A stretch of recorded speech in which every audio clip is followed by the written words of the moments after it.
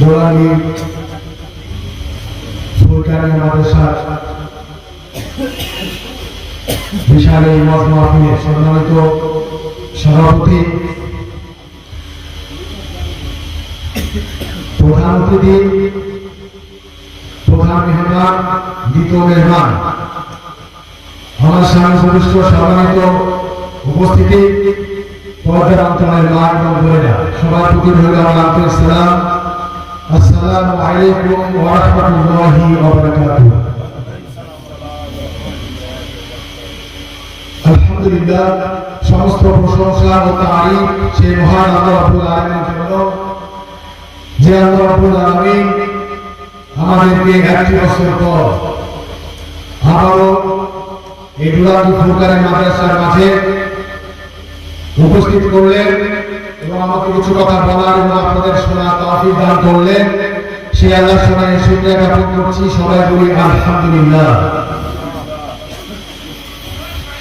হাজারো সালাম বর্ষিত হোক সেই মানবতার মুক্তিযুদ্ধ, সত্যের দিশারি, সত্যের পথ প্রদর্শক জনাব মোহাম্মদ মুস্তাফা সাল্লাল্লাহু আলাইহি ওয়াসাল্লাম।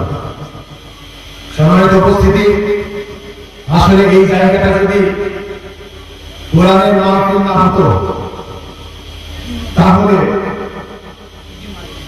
এই জায়গা থেকে শুধু মানুষের জায়গা পাওয়া যেত না। এটা যদি কোনো কনসার্ট হতো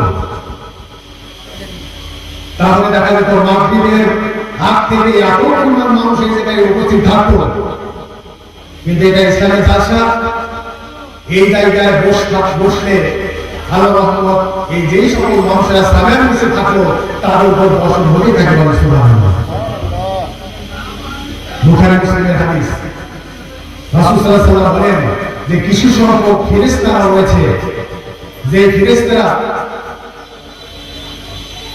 এই দুনিয়ার মধ্যে কে কোথায় তাসবিহ তেলাওয়াত করছে, কে কোথায় জিকির আজকার করছে, কোথায় কোরআন তেলাওয়াত হয়, কোথায় কোরআনের মাহফিল হয়, আলোচনা হয়, এইরকম জায়গাগুলো তালাশ করে খুঁজে খুঁজে ঘুরে দুনিয়ার মধ্যে যখন পেয়ে যায়, পাওয়ার পরে ওই ফেরেশতারা অন্য ফেরেশতাদেরকে ডাক দেয় এবং বলে, এই আসলে আমরা যে জিনিসটা খুঁজতেছি সেই জিনিসটা পেয়ে গেছে। সুবহানাল্লাহ। সমস্ত ফেরেশতারা যে মাহফিলে কোরআন হাদিস থেকে আলোচনা করা হয়, এই মাহফিলটা সমস্ত দিক থেকে সমস্ত ফেরেশতা ঘিরে রাখে। সুবহানাল্লাহ। সমস্ত ফেরেশতারা ঘিরে রেখে একজন আরেকজনের মাথার উপরে এভাবে পর্দা বিছিয়ে দেয়। বিছাতে বিছাতে উপরে উঠতে উঠতে আসমান পর্যন্ত সমস্ত রহমতের ফেরেশতারা পর্দা বিছিয়ে আসমান পর্যন্ত থেকে যায়। সুবহানাল্লাহ। মহান আল্লাহ রাব্বুল আলামিন